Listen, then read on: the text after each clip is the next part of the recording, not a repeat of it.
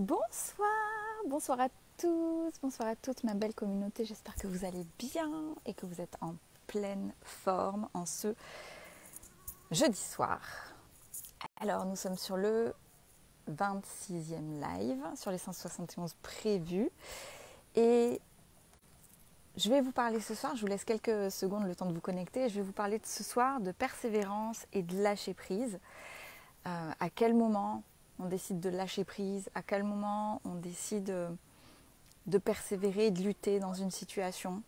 C'est un grand cheminement et vous savez que je suis en retraite là depuis une semaine et du coup je me connecte un petit peu à la source, je me connecte un petit peu, je fais le point sur tout ce qui s'est passé cette année, sur tout ce que j'ai mis en place, sur toutes ces transformations qui ont eu lieu, autant chez moi que sur mes clientes.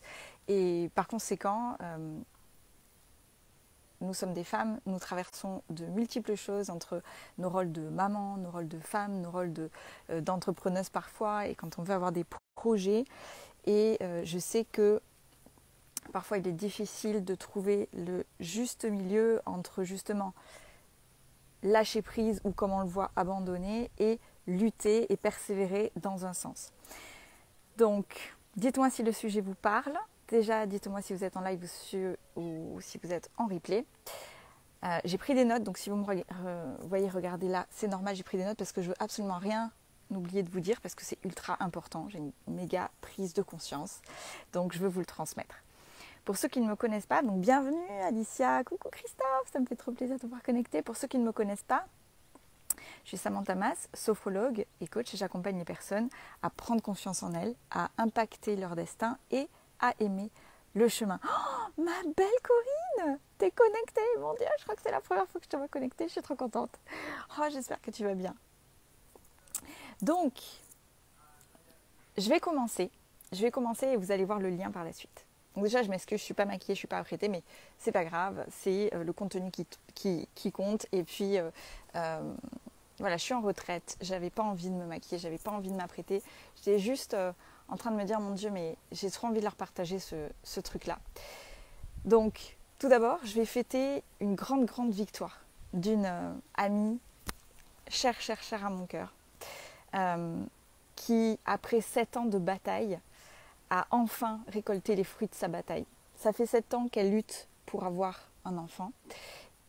Et bah, du coup, ça y est, elle est enceinte de 2 jumelles ou jumeaux. On ne sait pas encore. En tout cas, les 3 mois sont passés. Ça y est, avec les multiples batailles, les multiples pertes, les multiples déceptions, les multiples interventions, la bataille a été très dure, la bataille a été très rude, mais enfin,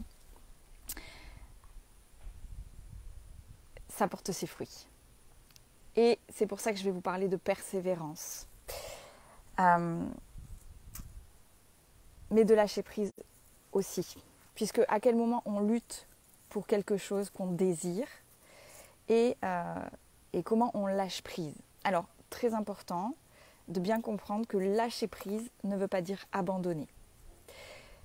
C'est pas parce qu'on lâche prise qu'on abandonne le projet. Lâcher prise, ça veut juste dire faire confiance.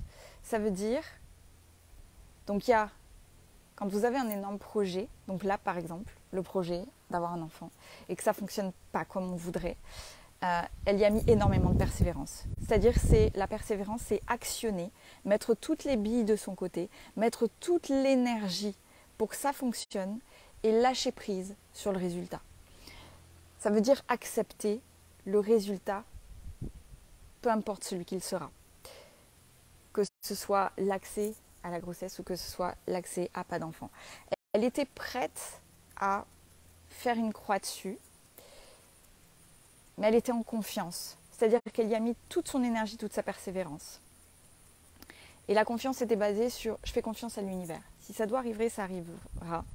Et si ça ne doit pas marcher, c'est que c'était la bonne chose pour moi. Et vous voyez, c'est là où il y a beaucoup de personnes qui lâchent prise, mais qui en fait abandonnent.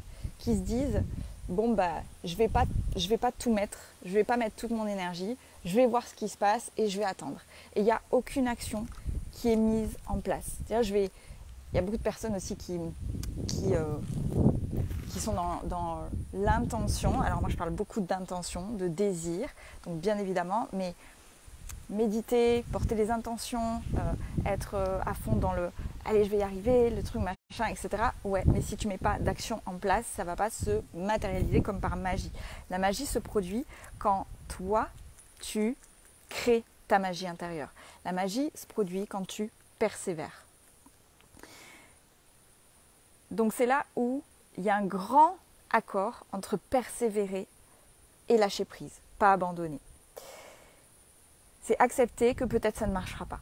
Accepter peut-être que le projet ne marchera pas. C'est s'en remettre, en fait, le lâcher prise, c'est s'en remettre à l'univers. La meilleure décision pour soi. Que l'univers nous donnera la meilleure chose qu'il soit.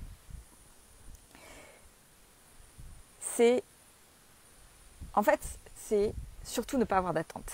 Voilà, c'est le mot que je cherchais, c'est pas avoir d'attente. C'est persévérer sur le chemin. C'est persévérer sur le chemin, lâcher prise sur le résultat. Vous persévérez, vous mettez toutes les actions en place et vous lâchez prise sur le résultat, peu importe comment il sera. Vous voyez, je vais vous donner un exemple aussi pour vous montrer ce qui s'est passé. Quand je me suis séparée du papa de mon fils, du coup il y a 4 ans et demi. Donc juste avant la séparation, on a mis 2 ans à bien se séparer. Pendant 2 ans, il y avait bataille sur bataille, en tout cas moi pour recoller, pour tout ça, il y avait beaucoup de lutte contre tout ça. Et quand on a pris cette décision de se séparer, je vais vous montrer comment j'ai persévéré et comment j'ai lâché prise. C'est-à-dire que donc, au tout début, on a fait ce qui était le plus acceptable pour nous et le meilleur, toujours, on a mis toujours l'intention sur le meilleur pour nos enfants. Donc au départ, c'était on fait une semaine dans la maison. Comme ça, les enfants ne bougent pas et nous, voilà, on vacille. Moi, je vais chez une amie, toi, tu vas chez ta mère, etc. Et on se relayait comme ça une semaine sur une semaine. Au bout d'un moment, il a été mis sur le tapis. Qu'est-ce qu'on fait ? Si on se sépare vraiment de corps, à un moment donné, il faut prendre une décision. Qu'est-ce qu'on fait ? Est-ce que tu achètes la maison ? Est-ce que tu me rachètes les parts ? Est-ce qu'on vend la maison ? Est-ce que tu déménages ? Est-ce que toi tu déménages ? Enfin, voilà, il fallait quand même rentrer dans le concret. Vous voyez, à un moment donné, il faut rentrer dans le concret. Et alors il était adorable parce qu'il me laissait quand même le choix. Il me disait, est-ce que tu veux garder la maison ? Est-ce que tu veux déménager ? C'est toi qui as le choix, c'est toi la maman. Il me respectait beaucoup pour ça et il a été génial là-dessus. Mais je ne savais pas. Je ne savais pas du tout ce que je voulais. Je ne savais pas quelle était la meilleure solution. Vous savez, cette période de doute où on se dit, mais quel est le bon choix ? Qu'est-ce que je dois faire ? Quelle est la meilleure solution ? Parce qu'on n'a pas envie de s'accorder, on n'a pas envie de faire le mauvais choix. On se met beaucoup la pression. Mais franchement, je ne savais pas. Je ne savais pas. Donc, qu'est-ce que j'ai fait à ce moment-là ? J'ai lancé des billes partout. J'ai actionné partout. C'est-à-dire que j'ai envoyé un préavis pour le départ de mes locataires dans l'appartement du centre-ville de Toulouse. En me disant, je peux récupérer mon appartement. On verra si ça se passe, si ça peut le faire. J'ai envoyé des billes, c'est-à-dire j'ai contacté des agences de location pour trouver un appartement. Donc c'était précis, il fallait que ce soit sur le village où on était parce que je ne voulais pas changer les enfants d'école, etc. Donc voilà, j'ai mis ces billes-là. J'ai aussi fait une demande de prêt à la banque, enfin une étude en tout cas pour savoir si je pouvais racheter la maison. Donc en fait, j'ai mis des actions partout et ensuite j'ai lâché prise sur le résultat. Et ça demande beaucoup de conscience et beaucoup de présence et beaucoup de patience. C'est-à-dire que j'avais totalement lâché prise sur le résultat. Je ne savais pas du tout lequel serait bien et j'avais entièrement confiance en l'univers qui m'ouvrirait les portes de ce qui serait le mieux pour moi au bon moment. Voilà, c'était compliqué pour moi de racheter la maison. Le montant était trop juste et puis je crois que je n'étais pas vraiment alignée avec ça. Finalement, il y a l'agence qui m'a appelée en me disant j'ai un appartement à vous présenter, tout ça. Et je dis ok, donc je suis allée faire une première visite d'un appartement et franchement non, enfin oui mais non, non je le sentais pas trop. Puis est-ce que vous êtes toujours en recherche ? Oui, je suis toujours en recherche, toujours sans savoir où je voulais aller. Jusqu'au moment où, alors ça a mis, alors c'était dur parce qu'il y a la pression derrière, du père de mon fils qui me disait, bah alors tu choisis, qu'est-ce que tu fais? Tu restes, tu rachètes des parts, qu'est-ce que tu fais? Qu'est-ce que tu fais? Donc c'était dur, mais je lui disais, écoute, je sais pas, laisse-moi le temps, ça va venir, je vais trouver. J'ai mis les choses en place, ça va le faire. Et un jour, l'agence m'a appelée en me disant, j'ai un appart qui s'est libéré, est-ce que tu veux est-ce que vous voulez le voir?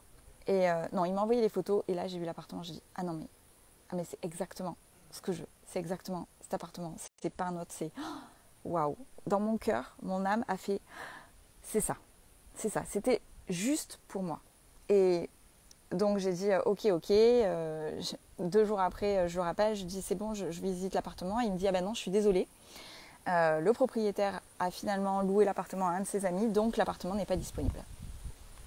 Et là, je vous garantis que c'était pas possible pour moi. C'était pas possible. Je dis non, cet appartement, c'est pas possible. C'est pas possible. J'étais convaincue que c'était pas comme ça que ça devait se passer. Je voyais pas d'autres ici. C'était pas possible. Donc j'ai passé 15 jours à pas lâcher ce truc-là en me disant mais non, c'est pas possible. Voilà. Et puis prête à lâcher prise.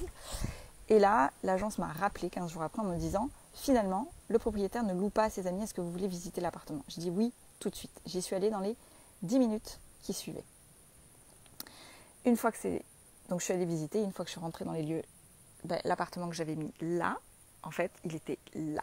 Il était exactement plus que tout ce que j'avais voulu auparavant. Enfin, ça correspondait en tout point à ce que je voulais. C'était juste à côté de l'école.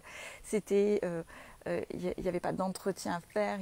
Je pouvais poser mes bagages tout de suite. Il y avait un grand salon. Il y avait des briques. Il y avait une vue extraordinaire sur la feuille. Moi, j'adore les vues. Je me sens respirer. Donc, c'était tout ce qu'il fallait. Et là, votre dossier, il n'est pas top, mademoiselle. Vous êtes maman, célibataire, 2 enfants, ça va être compliqué. Je dis non, mais là, je vous garantis que je vais y arriver. Et là, j'ai persévéré. J'ai voulu rencontrer les propriétaires. Je leur ai montré patte blanche, mais avec toute la bienveillance, toute l'énergie que je pouvais. J'ai persévéré jusqu'à obtenir le oui des propriétaires. Et j'ai aménagé dans l'appartement. Ensuite, ça s'est fait très vite. En 1 semaine, j'avais déménagé dans l'appartement. Donc vous voyez, j'ai lancé des billes, j'ai actionné partout, j'ai mis en action les choses et j'ai attendu de voir qu'est-ce qui me répondait le plus. Mais après, je n'ai pas abandonné. J'avais abandonné aucun projet, d'accord? Je n'avais pas abandonné, j'avais lâché prise sur le résultat. Et l'univers a fait, ça te parle peut-être, Angélique, et du coup, l'univers a fait que c'était ça qui s'est présenté à moi et c'est ça qui a parlé à mon âme. On sait quand c'est le bon chemin. Mais parfois, il y a des moments, il y a ce paramètre du temps. On ne sait pas exactement et on se met beaucoup trop la pression à donner une réponse tout de suite aux événements. Parfois, ce n'est pas le bon moment. Parfois, on a besoin de temps, parfois, on a besoin de réflexion, parfois, on a besoin de se détacher émotionnellement. Si j'avais réagi dans l'émotion, j'aurais fait n'importe quoi. J'avais besoin de ce temps de réflexion. Et comme je me connais par cœur, et comme je connais mon système émotionnel, comme je travaille sur moi, tout ce que j'enseigne, toutes les personnes que j'accompagne et qui arrivent à se révéler pleinement, à être pleinement pleine dans le bonheur, dans la gestion émotionnelle, etc., c'est pas pour rien, c'est parce que je le pratique moi au quotidien. Tout ce que j'enseigne, je le pratique au quotidien. Et c'est parce que justement, je me suis donné l'autorisation de dire « Ok, je comprends ton empressement, je comprends que ce soit compliqué pour toi, mais là, tout de suite, j'ai pas la réponse. » C'était dur à dire, mais pour autant, je savais qu'il y avait assez de bienveillance en cette personne de toute façon pour accorder ce temps-là. Et puis de toute façon, il n'y avait pas vraiment le choix à ce moment-là. Je n'avais pas les réponses. Et vous voyez, mon amie, c'est pareil. Elle a persévéré, en continuant les examens, en y croyant dur comme fer. Elle mettait toute son énergie, tout son amour. Vous ne savez pas à quel point elle a travaillé sur elle pendant ces 7 ans d'attente. Elle n'a pas chômé, elle a travaillé sur elle, elle a fait des exercices, elle est passée partout, on s'est parlé à plusieurs reprises. Je l'ai orientée sur des bouquins, sur du travail sur elle, sur investir un peu sur elle, etc. Elle a vachement travaillé jusqu'à ce que ça y est, elle a passé les 3 mois et c'est bon, elle va avoir des jumelles. Donc elle a bataillé, elle a persévéré tout en lâchant prise sur le résultat. Et ce qui est magique, c'est que quand tu lâches prise en général, la magie opère. Donc voilà, c'était le sujet du live de ce soir. Dites-moi si ça résonne en vous, dites-moi si ça vous parle. Dites-moi, je sais que c'est compliqué pour beaucoup de monde le lâcher prise. Le lâcher prise, c'est avoir une confiance illimitée en l'univers. Mais ça ne veut pas dire qu'on doit arrêter d'actionner. Par contre, vous ne pouvez pas actionner en ayant peur que ça ne marche pas. C'est actionner en y croyant dur comme fer, en faisant tout ce qu'il faut, comme si c'était déjà fait, et ne pas attendre de résultats spécifiques. C'est pas simple, parce que ça demande à se détacher de ses émotions, mais c'est carrément faisable. Et quand vous maîtrisez ce système d'élévation de conscience, parce que clairement on est sur de l'élévation de conscience, clairement on est sur du libre esprit, c'est-à-dire on a la liberté de choisir nos émotions, la liberté de choisir nos pensées, la liberté de choisir le temps que l'on y met. Quand vous atteignez ce seuil de conscience et de liberté, là, vous êtes dans l'expansion de vous-même. Là, vous êtes dans la révélation de vous-même. Là, vous allez dans vos entrailles travailler ce qu'il y a à travailler. Vous libérez des peurs, vous libérez de vos freins, vous libérez de vos blocages. Le libre esprit est la clé. Ne plus se laisser submerger par les peurs, les freins. Tout est irréel. Quand vous laissez vos émotions tranquilles, quand vous laissez votre esprit tranquille, votre ego de côté, vous atteignez ce libre esprit, vous êtes dans une élévation de conscience constante. On n'a rien sans rien dans la vie, tout est une question de persévérance. Exactement, exactement. Ouais, il y a mon mentor, Mac Piccinini, qui dit quelque chose que j'aime beaucoup. Il dit, et donc il parle du 100e degré. L'eau bout à 100 degrés. C'est-à-dire qu'elle ne bout pas à 98 degrés, elle ne bout pas à 99 degrés, elle bout à 100 degrés. Et tout ce chemin-là, c'est ce qu'on appelle la persévérance. Et il y a énormément de personnes qui éteignent le feu, qui arrêtent, qui abandonnent à 97, 98, 99%. Alors qu'il suffit d'1% de plus, d'un degré de plus pour que l'eau se mette à bouillir. Il suffit qu'un degré de plus pour lancer votre activité. Il suffit d'un degré de plus pour avoir un couple merveilleux. Il suffit d'un degré de plus pour expanser vos émotions et vos intentions. Il suffit d'un degré de plus parfois juste pour atteindre la magie et l'élévation de conscience. Mais ça vient dans la persévérance. Je vous donne cet exemple. J'accompagne des personnes qui sont... c'est vrai que j'ai un panel d'accompagnement qui est magique, mais parce que ma méthode est efficace. C'est aussi simple que ça. Et j'accompagne des personnes qui sont en dépression longue. Et j'ai des super résultats. Sauf que, au départ, elles disent « Ouais, c'est difficile de capter déjà, de prendre la conscience. » Oui, c'est difficile. Oui. Et puis, au bout de 3 mois, elle me dit « Mais ça veut dire qu'il va falloir que je pratique ça tout le temps ?» Eh oui. Eh oui. Le bonheur, ça se pratique. La gestion émotionnelle, ça se pratique. La persévérance, ça se pratique. La détermination, ça se pratique. Le lâcher-prise, ça se pratique. Tout se pratique. Si vous lâchez la pratique, à un moment donné, c'est comme quand vous vous entraînez dans un sport. À un moment donné, si vous lâchez le sport, vous régressez. Donc quand vous êtes sur la quête du bonheur, que vous mettez plein de choses en place, que vous mettez les croyances, que vous mettez les émotions, que vous mettez les intentions, que vous élevez votre énergie, etc., etc., tous les piliers de l'expansion de soi-même, à un moment donné, il faut s'entraîner, il faut continuer. Ça va pas, si vous arrêtez de travailler sur vous, de toute façon, à partir du moment où on croit que ça y est, c'est fini, c'est jamais fini. Le travail sur soi, c'est jamais fini.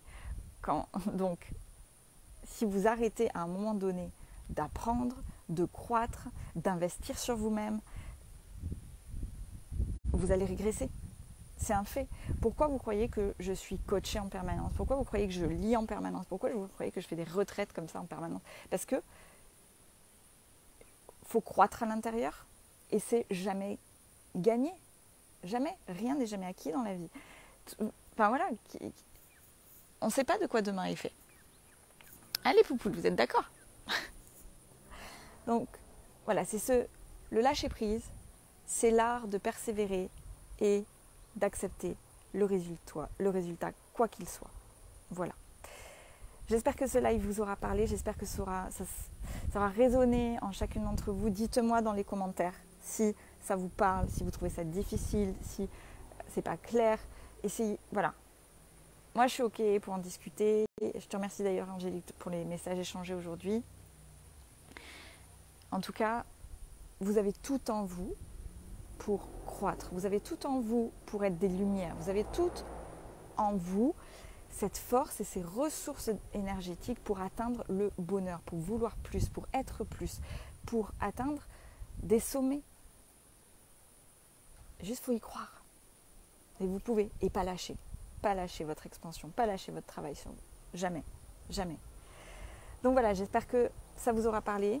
Je vais vous souhaiter une très très très belle soirée, une bonne nuit. Moi, je vais me retrancher dans mon petit gîte là, sous la couette. Et puis je vais bouquiner. Je suis tombée sur un livre aujourd'hui qui s'appelle La formule de Dieu. Rien à voir avec la Bible. On parle d'Einstein. Et a priori, c'est génial. C'est tout le genre de livre. Et je suis tombée dessus. Donc, c'est pas pour rien qu'on tombe sur certaines choses. Donc, voilà. Et je pense que je vais faire la même chose avec mon livre La prophétie des anges. Je vais le laisser traîner sur la table d'un bar, sur quelque chose pour que quelqu'un puisse le trouver et pour que ça fasse le tour. Parce que je crois en l'effet papillon, je crois qu'il n'y a aucun hasard dans la vie et je crois que si tu tombes sur un livre comme ça, c'est pas pour rien. Donc, je vous parlerai de ce bouquin. On verra ce qui fait rejaillir. Je vous embrasse fort, fort, fort. Merci d'avoir suivi ce live. Christophe, Corinne, Angélique, Jess. Je vous souhaite, Alicia, je vous souhaite une très, très, très, très, très belle soirée. Bye, plein de love.